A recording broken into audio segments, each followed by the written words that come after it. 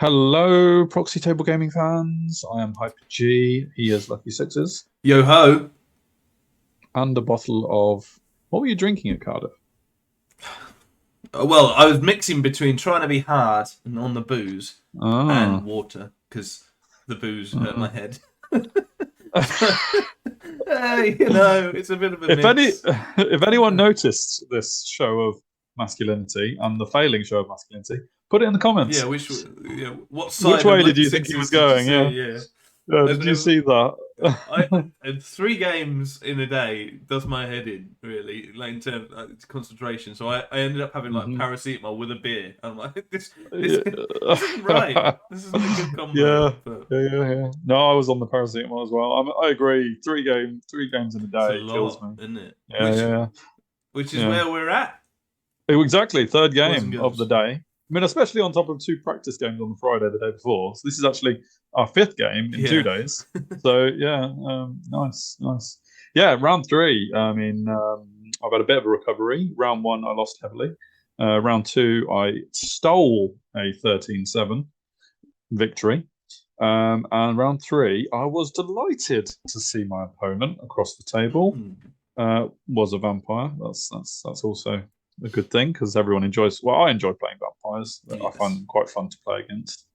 I still haven't got the opponent. No, you'll have to wait for the opponent. Wait for it. Wait. I was pleased to who it was against. But the deployment was quadrants, which has been discussed in a previous PTG video, and we've got the little synopsis of it as well in a minute. And the second objective is dominate the field, which is very much related to the quadrant side of things. Effectively, that is what it's all about, which means you've got quarters, the circle in the middle, which I think was a little bit bigger than that, I think. Yes. It wasn't 18 inches. It was 24, wasn't it? Yeah. No, 18 inches is right. Maybe. One.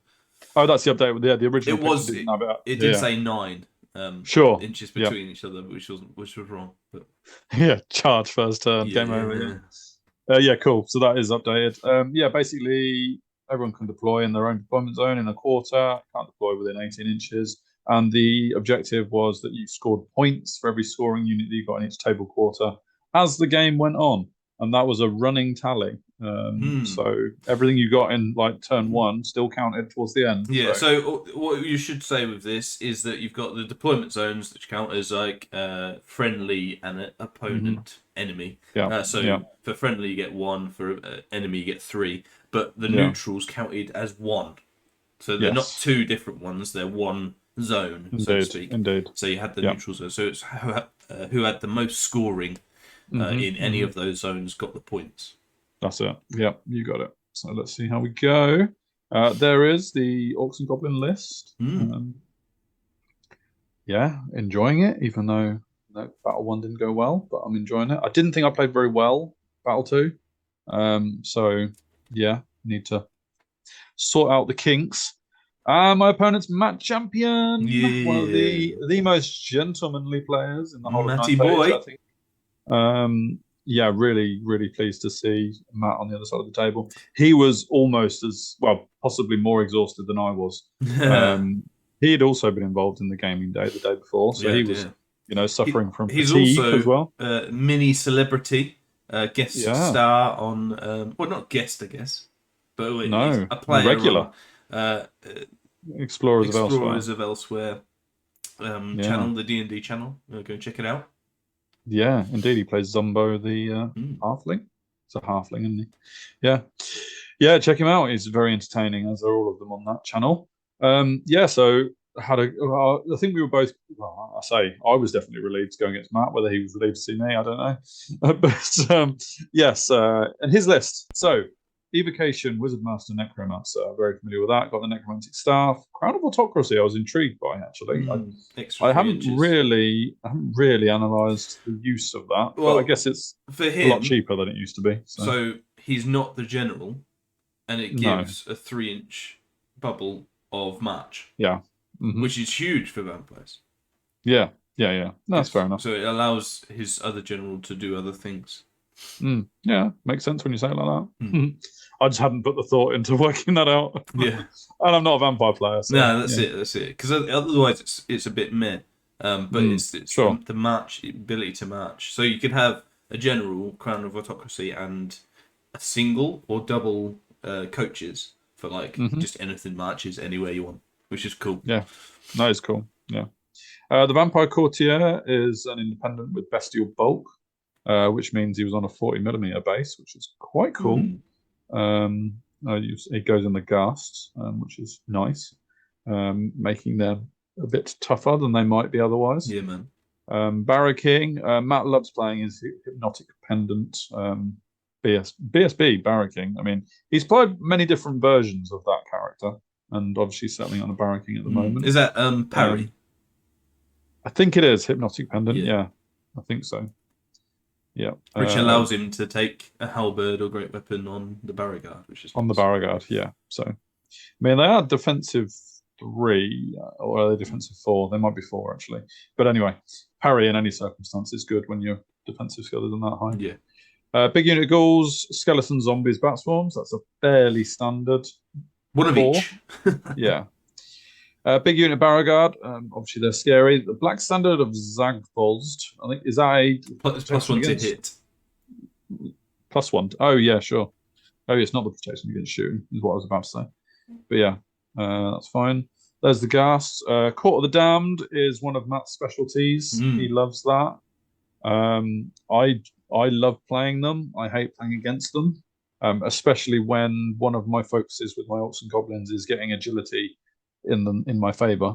Yeah. And Court of the Damned obviously has a bit of a buff wagon or a negativity wagon. Cadaver wagon is good to see in any list. Not that popular, but useful for the gas. I think it increases their works with their fortitude exactly. And then he's got a unit of 5 Vampire Knights, which is always good to see, and a Varkalak. So yeah, someone likes a Varkalak now. Rocking the Varkalak. That's good.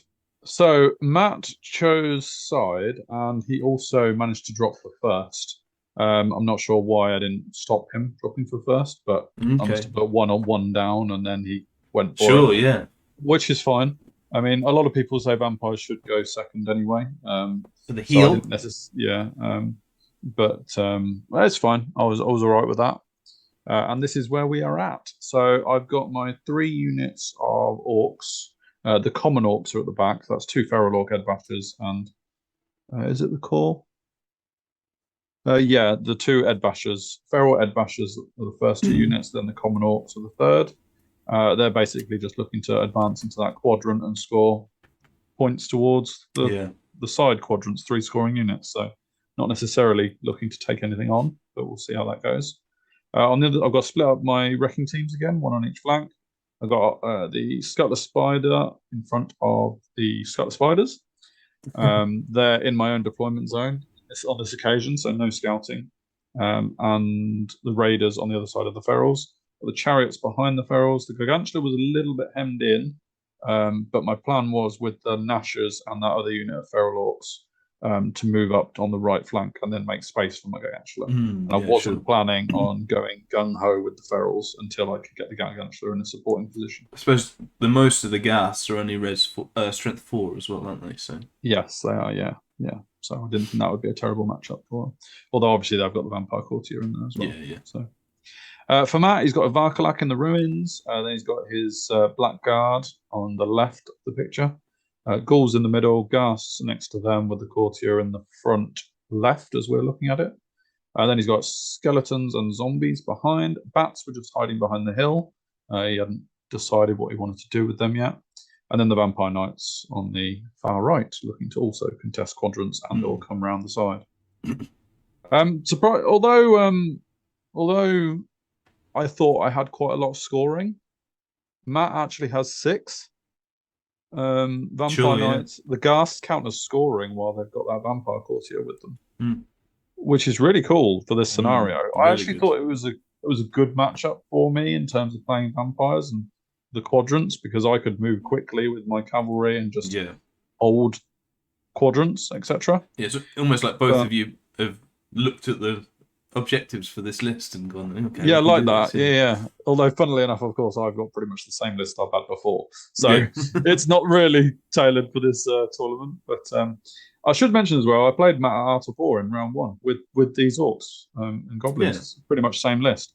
Matt won that one 12-8 because he basically destroyed the ferals with the Infernal Dwarf shooting. So yeah, it is definitely on. Here we go. That's just a close up of Matt as he vanguards his Varkalak. A fan of the old school models. Yes, as well. Really good. Yeah, and really nice. When you look at those gas, done a really good job there. Yeah, Matt puts a lot of time into his painting. It does look really good with some really traditional models.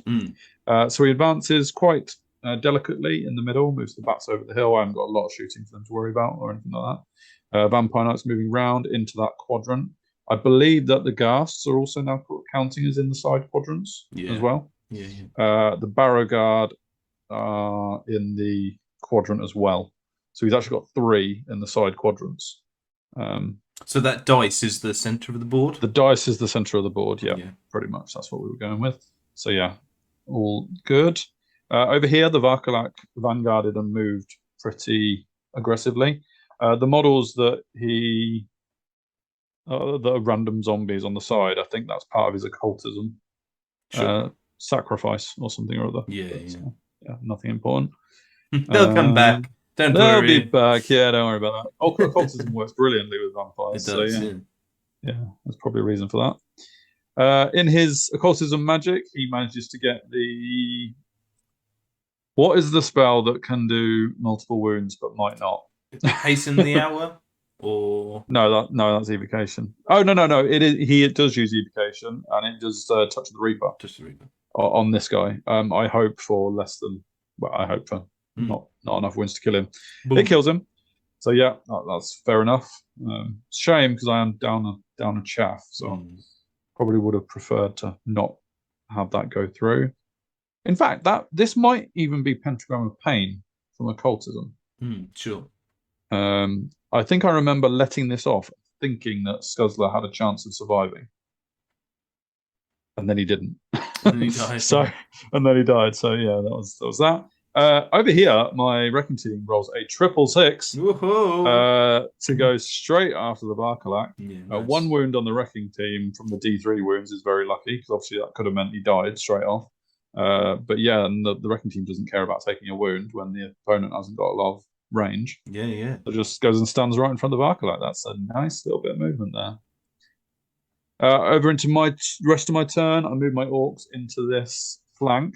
I wasn't too fussed about the Varkalak charging one of the Orcs because he would have to go through the wrecking team in order to do it. Yeah. And I figure that even if the Varkalak survives the wrecking team and destroys the Feral Orcs, I then countercharge with 2 units of Feral Orcs and kill the Varkalak and secure that side. So that was the setup thinking over there. The Goblin Raiders move in front of his Barrow Guard to just sort of chaff them. I was hoping that I could flee that and not worry about losing the Raiders, but then potentially turn a flank of the Blackguard when they charged. Yeah. Would it have been worth moving your spiders up a bit so that they can flee and they'll definitely get past the spiders, so it'd be a failed charge? Yeah, probably. I think I was a bit indecisive about whether or not I was going to flee with the Goblin Raiders or not at this point. It wasn't like a master plan that I thought through massively, My Orcs pretty much stay in the middle. The Gargantula moves up a bit to support, but not too much because I think his ghasts were lingering on that flank. Although I'm not scared of the ghasts, but I'd rather they weren't in the backfield fighting the Gargantula, really. Definitely. Over here, I got the Nashers who are facing off against the ghasts, and these Feral Orcs just moving around into the quadrant. The wrecking team didn't move as far on that flank, but still, I mean, the Vampire Knights look pretty cool with the sunshine on them. It does, yeah. Coming over the dawn. Yeah. Does that mean the ones on the right are going to burn to death because they're vampires? Oh, that would have been nice. Yeah, that should definitely be a rule. Unless flame vampires. Yeah. The Varkalak fails a march check, and so the wrecking team rubs its hands together. Yeah, come on. Rubs its teeth together. Because surely if I can roll 666, then I can definitely make that distance. Grinds its teeth. Yeah, here I come. That would have been beautiful. And over here, he moves his Vampire Knights up so that the other wrecking team needs an above average roll to hit them effectively. But you will see that the Ghasts have made a charge on my Nashers. This is a continuation of my sloppy play. Nashers are fearless. I think I only left him like a 9. And I think they're Swift Stride because are they Swift Stride? Maybe they're not, actually. Don't think so. No, they're not. They're infantry, aren't they? But yeah, should not be leaving that because that is a problem. We'll get a better picture of the consequences of that in a minute. You can see that Matt's actually put a line of sight template out. That's on my Gargantula. Yeah. You can see what Matt's thinking with that. And so there's no way I should leave the Nashers there. That's really poor.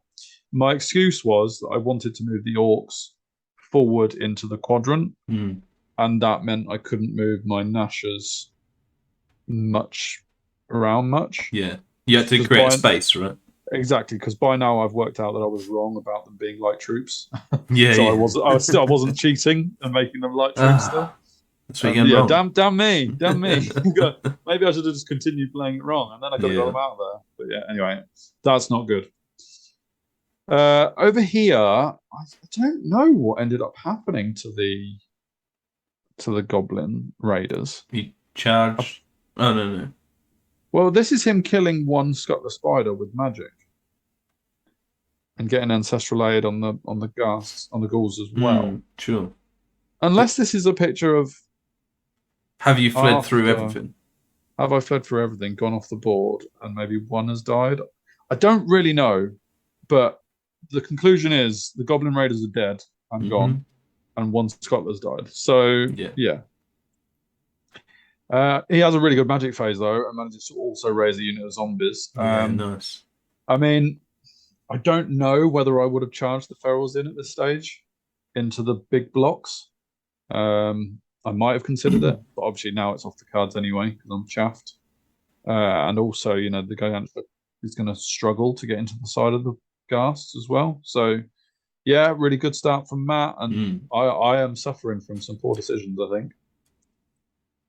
Over here, this is one of those situations where he fluffs it up.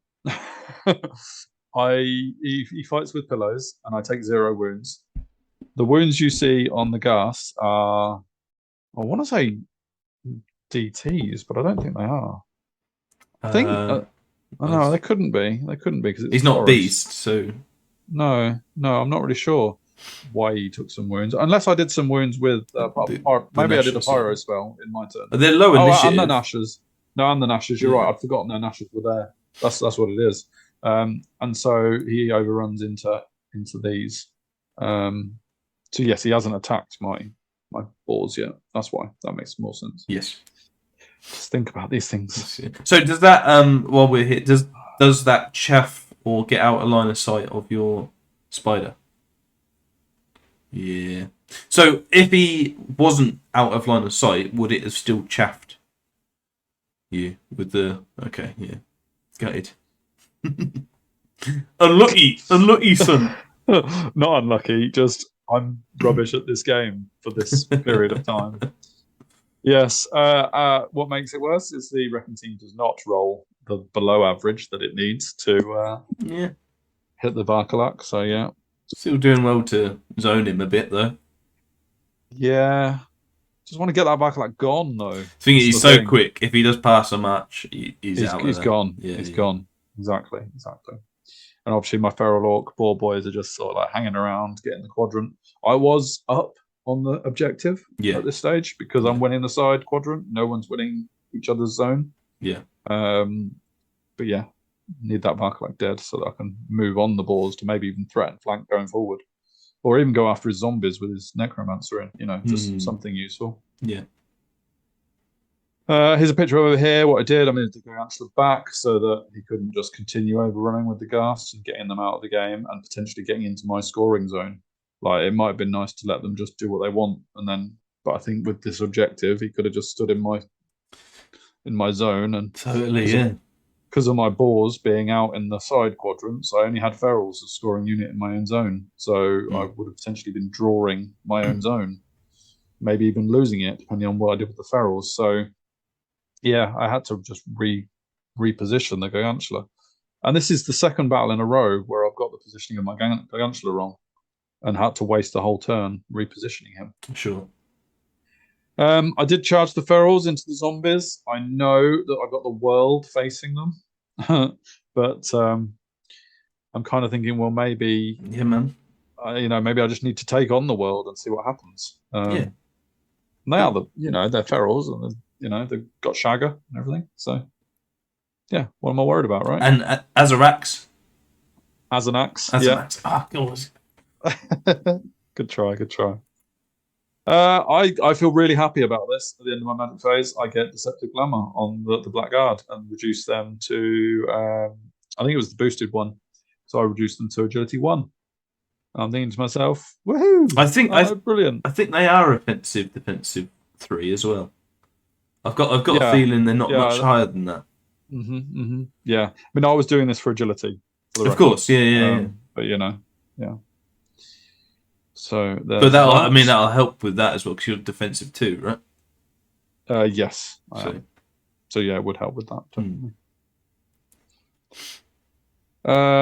Over here, the Gus kill the boars. Obviously, there is a problem with that in that they do that on my turn. Yeah. And that is not good for the ferals. Yeah.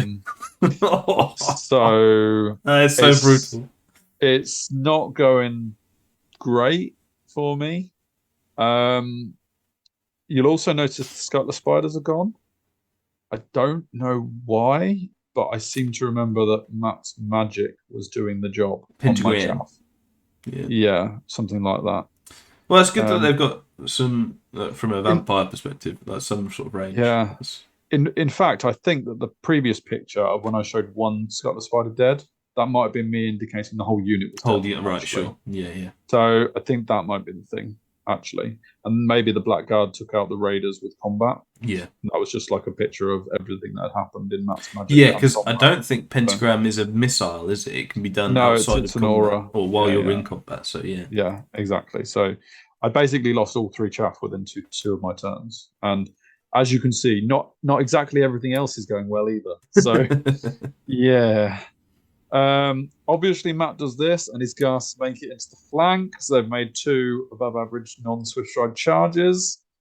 That means my Orcs don't get +2 agility from spears because they're now engaged in the flank. Oh, that's so brutal. I mean, obviously losing the +1 AP isn't that much of a thing because I'm against low armored vampires. But losing +2 agility is a real problem. Is he 8 wide on both of the big units? Yeah, I think so. So he's got a lot of attacks coming in. I know. Yeah. And now, of course, wonderfully, aren't I brilliant?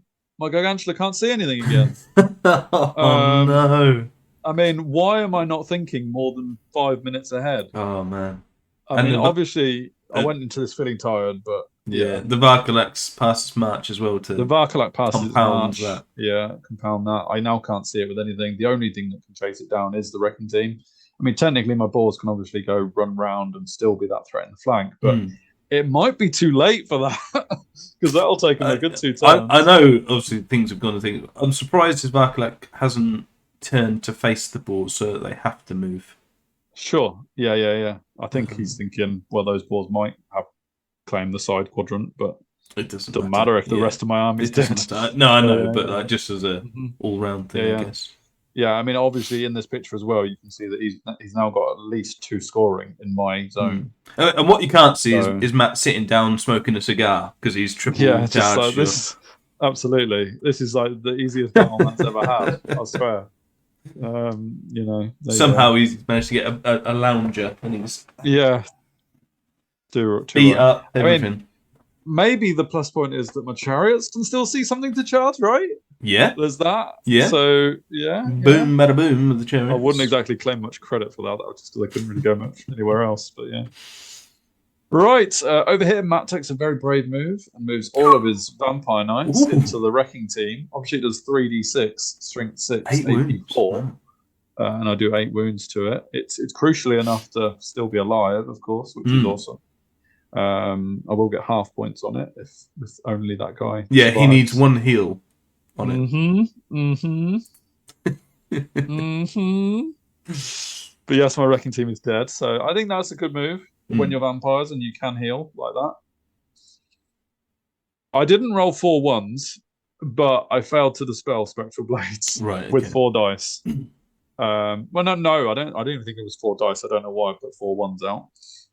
Essentially, but I saved dice. I saved all my dice to try and stop Spectral Blades, and he got it off. I suppose he doesn't. He doesn't need the higher one, but he may as well for it because he wants you to. Yeah. This basically signified that Matt got everything he wanted in Magic as well. And so, we've all been there. We all whinge about, I saved all my dice and I didn't dispel it. We all whinge about that. Me too. It happened. It does. Yeah. It happens to all of us. Lovely picture, I think this one is. I mean, obviously the focus is mainly on the dice, but if I'd have just moved over the camera a bit, you could have got a really nice sight of all this action. Yeah, man. Well, that's a bit better. Apart from the fact you've got a lot of dead ferals. That's a good picture of death. Uh-huh. Oh my goodness. Now, one thing that you might be screaming at the screen, if you're that passionate about this, prior to this, was why am I even casting Deceptive Glamour when he has got the potential Court of the Damned, who can reduce my agility anyway? Even if I'd been agility 4, my agility would have been down because of the Court of the Damned. Sure. So even if he doesn't get the flank charge to take my agility 2 away, Deceptive Glamour isn't really helping that much because I'm agility 1. Yeah. So everything is attacking before me. I mean, Shagger kills 5 ghouls. I suppose that's another reason he's 8 wide as well, to give himself as thinner deep depth. Yeah, so he can be behind. Yeah. Was it 6 inches? Yeah, 6 inches. Yeah. So it was just hitting my orcs effectively. So well played to Matt on this one. He has decimated my orcs. I mean, the cadaver wagon is also giving his ghouls fortitude saves. Yeah. Which is really cool. I think in the first, is it only the first turn of combat? Or, no, it's core units get the fortitude, isn't it? Yeah, I think something like that. It's I'm not sure. Does core units get 5 up? I think it's something like that. Doesn't everything get 6 up fortitude, and then core units get 5 up in the first turn of combat? I think that's what it is. Yeah, it is decent, to be fair. Really good, really good. I like it. I like both buff wagons in those units behind, and Matt's obviously using them behind 2 very tough units. So I was really impressed, despite the fact that I was on the receiving end of this. Yeah, this is Matt. Really giving me a lesson in how to win this game. I don't think I'm revealing too many spoilers there. Obviously my orcs run. They're not steadfast. Were they steadfast? No, they weren't, because they had plenty in the front. Less ranks, so they were nowhere near steadfast. And yeah, this is on to my turn where I moved. The pictures do quicken up a little bit because we were kind of just playing it out, really. There wasn't a lot I could do about any of the rest of it. My boars move around the side. The wrecking team tries to catch up with the Varkalak, fails. His ghouls managed to overrun into my chariots, which is not ideal. Or did they? No, I think maybe this might even be another turn on. Yeah. I charged the flank of the Ghast, killed 1, and then his ghouls charged into the flank of me. Right, I think there was a chance I could have got the chariots out of there, but what am I really achieving here? Sure. I will lose the objective because he's got 3 scoring units in my zone. Yeah. I've got nothing in his. I can win the quadrant on the flank, but it's not going to be enough to make him win the objective. He'll win 3 and 1 versus 2. Exactly. Yeah. So it was a bit of a Hail Mary, really. My Gargantula does go round and tries to go for his Necromancer. I think I was joking with Matt that Gargantula's sole mission is to kill the Court of the Damned. Yeah. And maybe the Necromancer, because I was just like, that Court of the Damned has done me again. I can't believe I've just forgotten the one thing I love about Court of the Damned. That's it. Yeah. Which is the minus agility. That's why when I play vampires, I will take a Court of the Damned. Yeah. So I love having, rubbish units attacking first. And yeah, I've been done again. There's that. Surprisingly, it does take him a little while to get through the chariots. I put all my magic on buffing them, but it does take him a little while to get through them. So that continues. Another picture. His Varkalak gets away, goes around the house, so my Alma wrecking team can't even go in a straight line to get him. Which is they're just literally just ring of roses, around the house, which is fine. And yeah, I don't think there's a lot left. I might not even bother to do a last picture on this battle actually, because I think it was quite accelerated towards the end. Yeah, sure. One thing Matt definitely did was he managed to get a Raised Dead. No, what's it called? Yeah, it is Raised Dead. A Rise on the Vampire Knights. So I don't even get half points on them. Yeah, sure. I mean, it's impossible to stop every Arise against vampires anyway. So, more out of jest than anything else, Matt moved his Court of the Damned out of the skeletons. I love it. He's got a chaff piece there, but don't worry about it. No, exactly. I'm not going to chaff. At least I think he did. Yeah, there must have been a reason why he took the out of the unit. Yeah. You'd destroy it if you got into combat. Yeah. But the thing is, the Court of the Damned has got vampires on top. Yeah, it's just got a 5-up armor. That's all it's got. Yeah, and so now actually it has become a zonal thing to stop my boars getting into his deployment zone. Sure, yeah. So yeah, brilliant. I think this is going to be your final picture. The chariots are dead.